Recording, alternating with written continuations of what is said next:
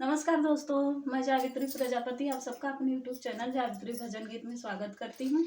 आज मैं आप सबके लिए बहुत ही सुंदर हवन गीत है। अगर आप सबको मेरा वीडियो अच्छा लगे तो मेरे वीडियो को लाइक, शेयर और सब्सक्राइब करना ना भूलें।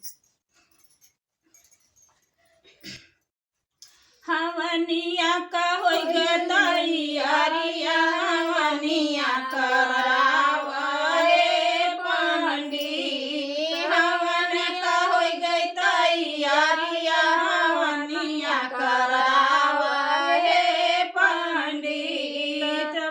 दुर्गा मैया करैया गवानिया, हवनिया करावा हे पंडित। दुर्गा मैया करैया गवानिया, हवनिया करावा हे पंडित। हवन का होई गई तैयारिया, हवनिया करावा हे पंडित। हवन का होई गई तैयारिया, हवनिया करावा हे पंडित। शीतला मैया करैया गवानिया, हवनिया करावा हे पंडित।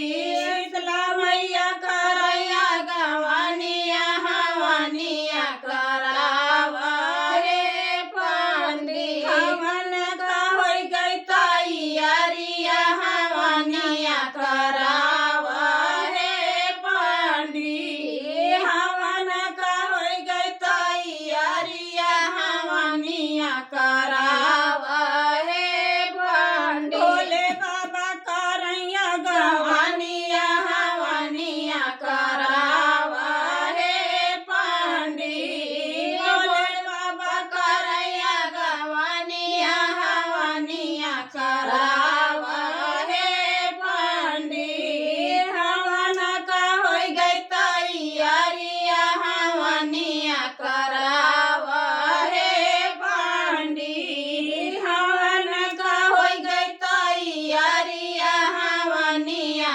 करावा हे पंडित। गणपति देव करैया गवानिया, हवनिया करा